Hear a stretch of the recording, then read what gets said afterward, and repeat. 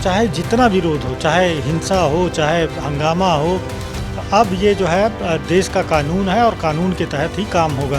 वक्फ board अब से ही नियंत्रण में आ गया है, अब से ही हाथों में आ गया है। अब डर किसको लग रहा है? जो 60-70 सालों से वक्फ बोर्ड का दुरुपयोग जो लोग करते थे। अगर सुप्रीम कोर्ट इस बिल को रद्द करता है तभी जाके जो है ये कानून पे कोई रोक लग सकती है। नमस्कार, भारत एक्सप्रेस देख रहे हैं आप, आपके साथ मैं हूं उज्जवल मिश्रा। वक्फ संशोधन बिल को लेकर के भड़काऊ गैंग लगातार अपना काम कर रहा है। उसी के चलते पश्चिम बंगाल के मुर्शिदाबाद में जहां आगजनी उपद्रवी घटनाएं हुई, तो वहीं दूसरी तरफ जम्मू कश्मीर विधानसभा में पिछले 2 दिनों से लगातार वहां बिल फाड़ा जा रहा था, अंदर हंगामा हो रहा था। लेकिन आज गजब तब हो गया जब आम आदमी पार्टी के विधायक की बीजेपी के विधायकों से झड़प हो गई और विधानसभा के बाहर नौबत मारपीट की आ गई, जिसका एक वीडियो भी वायरल हो रहा है। सवाल ये कि वक्फ बिल को लेकर के आखिर कब तक ये ऐसी घटनाएं होती रहेंगी और सरकार का स्टैंड क्लियर है। दूसरी बात ये भी कि क्या सरकार की तरफ से इस पर कोई एक्शन लेने की तैयारी भी चल रही है। हम अब बातचीत करेंगे इस पर। हमारे साथ हमारे वरिष्ठ सहयोगी अजित प्रताप सिंह हैं। तो सर, वक्फ बिल को लेकर के एक तरफ जहां पार्लियामेंट में हमने गृह मंत्री का भाषण सुना ही था, लगभग स्टैंड क्लियर ही है, जो बात उनकी कहनी थी वो उन्होंने बोल दी है। उसके बाद इस तरह की घटनाएं हो रही हैं, आपको क्या लगता है? एक तो ये घटनाओं के पीछे किसकी साजिश हो सकती है और दूसरा, क्या सरकार इस पर कोई एक्शन लेने की तैयारी कर रही है? देखिए, वक्फ का इस बिल का राजनीतिक विरोध हमने देखा कि पूरा विपक्ष एकजुट होकर इस बिल का विरोध किया था, लेकिन बावजूद इसके ये संसद के द्वारा पारित हुआ और अब राष्ट्रपति के हस्ताक्षर हो चुके हैं। तो ये अब देश का कानून बन चुका है। तो विरोध कैसा भी रहेगा, अब ये कानून है जब तक कि, चूँकि मामला सुप्रीम कोर्ट में भी है, इसे चुनौती दी गई है, तो सुप्रीम कोर्ट या तो स्टे करे, रोक लगाए इस बिल पे, या फिर सुप्रीम कोर्ट जैसा कि चुनौती दी गई कि धार्मिक स्वतंत्रता के अधिकार का उल्लंघन और मौलिक अधिकार का उल्लंघन, 2 ग्राउंड पे चैलेंज किया गया। तो इस आधार पर अगर सुप्रीम कोर्ट इस बिल को रद्द करता है तभी जाके जो है ये कानून पे कोई रोक लग सकती है। उसके अलावा अब चाहे जितना विरोध हो, चाहे हिंसा हो, चाहे हंगामा हो, अब ये जो है देश का कानून है और कानून के तहत ही काम होगा। जो बदलाव किए गए हैं, जहाँ तक विरोध का सवाल है, देखिए मुर्शिदाबाद वो बांग्लादेश की सीमा लगती है वहाँ पर, और काफ़ी संख्या में वहाँ पर मुस्लिम लोग हैं, और चूँकि वो इलाका भी पूरा बांग्लादेश से सटा हुआ है, लोग आते जाते रहते हैं इधर, तो वहाँ पर हो सकता है कोई राजनीतिक साजिश हो, या बांग्लादेश के हालात आप देख ही रहे हैं कि भारत विरोधी किस तरह से 1 साल से हालात हैं वहाँ पे। तो वहाँ पर भी मसला भी सर उस इलाके में ज़्यादा रहता है, सबसे ज़्यादा रहता है, चूँकि वो बांग्लादेश से सटा हुआ है और लोग आसानी से आर पार इधर आते रहते हैं। दूसरी बात, जैसे कश्मीर विधानसभा में, जम्मू कश्मीर की विधानसभा में हमने विरोध देखा, और आज जिस तरह आम आदमी की पार्टी के विधायक की बीजेपी विधायकों के साथ झड़प हुई, चूँकि आम आदमी पार्टी विरोध कर रही है विधेयक का और चूँकि बीजेपी समर्थन कर रही है, तो ये सब राजनीतिक विरोध होता रहेगा, हाथापाई होती रहेगी, मारपीट होती रहेगी। लेकिन मैंने एक बात कहा कि अब ये विधेयक देश का कानून बन गया है, तो इस पर कोई रोक नहीं हो सकती अनलेस कि सुप्रीम कोर्ट कोई इंटरफेयर करे इस मामले में। तो अब वक्फ बिल देश का कानून है और कानून के तहत जो बदलाव किए गए हैं, खास करके जैसे वक्फ बोर्ड में 2 महिलाएं आएंगी, साथ ही साथ जो वक्फ के पास अगर दान की ज़मीन है तभी वक्फ की होगी, अगर कागजात उसके पास नहीं हैं तो वो सब फिर सरकार के पास चली आएगी। इसके अलावा और भी कई बदलाव किए गए हैं, जैसे देश का ज़िले का डीएम जो है वो अब वक्फ की कोई भी प्रॉपर्टी है उसे उसका सर्वे कर सकेगा, पहले ये अधिकार नहीं था। साथ ही साथ एक और महत्वपूर्ण बदलाव है कि पहले वक्फ ट्रिब्यूनल तक ही ये मामला जाता था, मतलब कोई अगर विवादित मामला है तो सिर्फ वक्फ ट्रिब्यूनल तक जाता था, लेकिन अब ये चुनौती हाई कोर्ट और सुप्रीम कोर्ट में भी दी जा सकती है।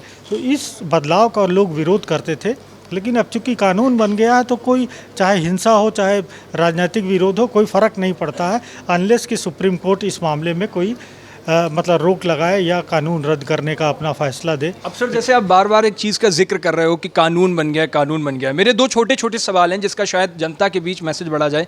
एक तो सवाल ये कि राष्ट्रपति के जब हस्ताक्षर हो जाते हैं, संसद से पास हुआ, उसके बाद राष्ट्रपति तक पहुंचा, तो सुप्रीम कोर्ट क्या इसको पूरी तरह से रद्द कर सकता है? पहला ये। दूसरा सवाल ये कि कई राज्यों में हमने देखा, जैसे पश्चिम बंगाल में ममता बनर्जी कह रही हैं कि सरकार अगर हमारी आ जाएगी तो हम इसको रद्द करा देंगे, इस बिल को नहीं आने देंगे, बदल देंगे, कानून बदल देंगे। उसके बाद अभी हमने देखा हाल फिलहाल में तेजस्वी यादव की तरफ से भी बिहार में ये बात कही गई कि हमारी सरकार बनवा दो तो हम इस बिल को, ये पॉसिबल है कि स्टेट गवर्नमेंट इस कानून को रद्द कर पाए?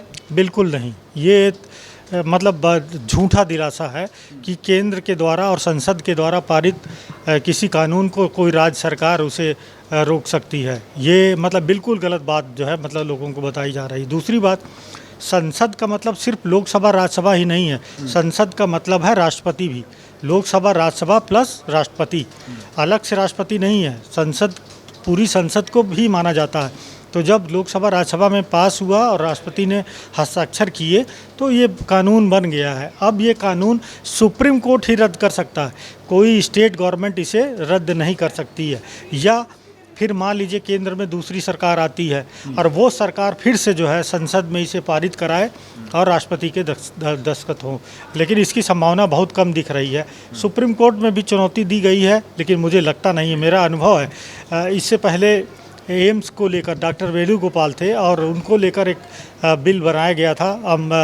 अंबुमणि रामदास थे स्वास्थ्य मंत्री, और उन्होंने जो सेवा शर्तें हैं वेणुगोपाल की, जो डायरेक्टर थे एम्स के, उनमें बदलाव किया गया था। तो वो बिल बनाया गया था, लेकिन सुप्रीम कोर्ट ने उसे बिल को खारिज कर दिया था, रद्द कर दिया था, स्ट्रक डाउन कर दिया था। तो सुप्रीम कोर्ट के पास ऐसी शक्तियाँ हैं, लेकिन कानूनी आधार जो है उसके आधार पर मेरा निजी राय है कि बहुत मुश्किल है इस पर रोक लगना। और ये कानून है, कानून ये बना रहेगा। और जैसा कि चाहे वो गृह मंत्री, आज खुद प्रधानमंत्री ने कहा कि इस बिल का फ़ायदा जो माइनॉरिटीज़ है, ख़ास करके पसमानदा मुसलमान, जो गरीब तबके का मुसलमान है, यानी इस वक्फ की जो टोटल प्रॉपर्टी है लगभग 10 लाख करोड़ के आसपास हेक्टेयर, तो इससे 12,000 करोड़ रुपए की आमदनी हो सकती है, एक अनुमान लगाया गया है। तो यदि इतनी आमदनी होती है तो निश्चित तौर पर जो है, जो माइनॉरिटीज़ के गरीब बच्चे हैं तो उनके मेडिकल के लिए, उनकी शिक्षा के लिए, इंफ्रास्ट्रक्चर के लिए, स्कूल बनाने के लिए, उनकी आगे की पढ़ाई के लिए उसका इस्तेमाल हो सकता है। और ये बहुत अच्छी बात है। इसीलिए आप देखिए, सिर्फ विरोध ही नहीं हो रहा है कि मुर्शिदाबाद में हिंसा हुई, जम्मू कश्मीर विधानसभा में हुई, लेकिन बहुत जगह ऐसी भी है जहाँ पर मिठाइयाँ बांटी गई, लोग नाच गा रहे थे, पटाखे फोड़े गए।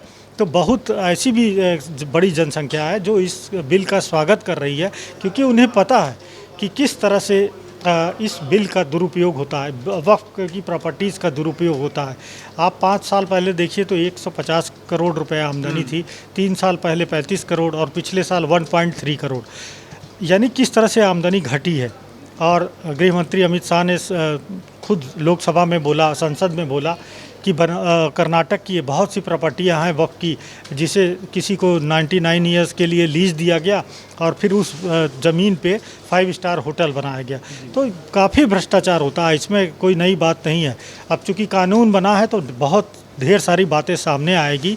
और यदि जिस तरह से अनुमान लगाया गया है कि 12,000 करोड़ करीब जो है फ़ायदा होगा, इनकम हो सकती है, तो ये रकम जो है, जो माइनॉरिटीज़ के गरीब बच्चे हैं, जो विधवा लोग हैं, या मतलब जो ज़रूरतमंद है, इनके लिए निश्चित तौर पर उनके लिए बहुत बड़ा एक वेलफेयर का काम करेगा। अच्छा, जैसे ये सुप्रीम कोर्ट पहुंचा है मामला, असदुद्दीन ओवैसी इसको इस कानून के खिलाफ चुनौती देने सुप्रीम कोर्ट पहुंचे। सुप्रीम कोर्ट की तरफ से अगर इस चुनौती को खारिज कर दिया जाता है या फिर इस पूरे मसले कानून को बने रहने दिया जाता है, तो फिर विपक्ष के पास क्या ऑप्शन होगा, मतलब कहाँ जाएंगे फिर ये लोग? देखिए, सुप्रीम कोर्ट में कुल 10 याचिकाएं लगाई गई हैं, कुछ पॉलिटिकल पार्टीज़ की हैं, कुछ प्राइवेट लोगों की हैं। अब सुप्रीम कोर्ट में पूरे मामले की सुनवाई होगी।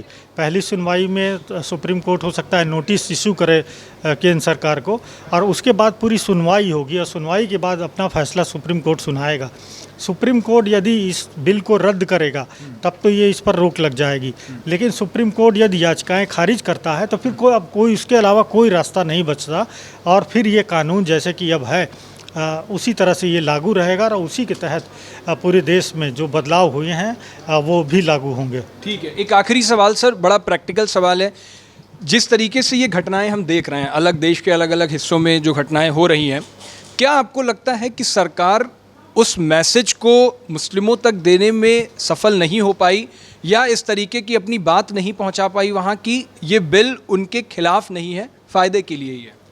देखिए, परंपरागत रूप से देखें तो जो माइनॉरिटीज़ हैं वो बीजेपी के कोर वोट बैंक रहे नहीं, कभी नहीं रहे हैं, और बहुत कम जो है लोग वोट देते हैं। बावजूद इसके कि आप देखिए 80 करोड़ लोगों को जो फ्री राशन मिल रहा है उसमें से लगभग 31%, लगभग 25 करोड़ लोग जो है वो मुस्लिम हैं। तो इन लोगों को सरकारी उनसे बहुत फ़ायदा भी हुआ, हाँ बहुत फ़ायदा हुआ है। तो उसमें से काफ़ी लोग चाहते हैं कि नहीं मोदी को वोट दिया जाए, योगी को उत्तर प्रदेश में वोट दिया जाए। और मुसलमानों की जो कुल संख्या है उसमें से 8% मुसलमानों ने वोट किया योगी सरकार को 2022 के चुनाव में। तो लेकिन छोटी संख्या है ना, 8% कहाँ 92%। तो परंपरागत रूप से मुस्लिम जो है कोर वोटर नहीं रहा है बीजेपी का, और आगे भी ऐसा लगता नहीं है कि बहुत ज़्यादा कन्विंस होंगे। जहाँ तक फ़ायदे की बात है तो फ़ायदा सबको पता है, उनको भी पता है, लेकिन चूँकि विरोध के लिए विरोध होना, राजनीतिक विरोध, वो विरोध चूँकि सरकार का होना है, मोदी का होना है, तो ये विरोध चलता रहेगा। हम देखेंगे कि कहीं और भी विरोध हुआ, लेकिन पूरे भारत में आप देखिए 2 घटनाएं हुई आज, जम्मू कश्मीर विधानसभा और जिसमें मुर्शिदाबाद। भी आम जनता के बीच घटनाएं कम हो रही है, राजनीतिक घटनाएं ज़्यादा हो रही है, नेताओं के बीच जो आपसी झड़प। तो इसीलिए मैं कह रहा हूँ कि इसका राजनीतिक विरोध ज़्यादा हो रहा है, लोग विरोध नहीं कर रहे हैं। अगर लोगों को विरोध करना होता हर ज़िले में होते, हर जगह पे विरोध होता, लेकिन वो तो दिखाई नहीं पड़ा। हमने देखा लोग मिठाइयाँ बांट रहे हैं, नाच गा रहे हैं, पटाखे फोड़ रहे हैं। तो बहुत ज़्यादा लोग ऐसे भी हैं जो इस बिल के फ़ायदे को जानते हैं और इससे ज़रूर फ़ायदा होगा, इसमें कोई शक नहीं है। ठीक है, तो कुल मिलाकर के वक्फ बिल पर जो कुछ राजनीतिक विरोध हो रहा है, क्योंकि आम जो मुस्लिम हैं, कई मुस्लिम्स की जो बाइट हमने सुनी, उनकी बात सुनी, तो वो इस चीज़ से खुश हैं क्योंकि इसमें सबसे ज़्यादा प्रताड़ित मुस्लिम ही किए गए हैं इस वक्फ बोर्ड के अंदर और वक्फ की संपत्तियों के नाम पर। हालांकि देश भर में जो कुछ वक्फ को लेकर के घटनाएं चल रही हैं उस पर आपकी क्या राय है? अपनी राय हमें कमेंट बॉक्स में जरूर बताइएगा। देश और दुनिया की बाकी तमाम खबरों के लिए देखते रहिए भारत एक्सप्रेस।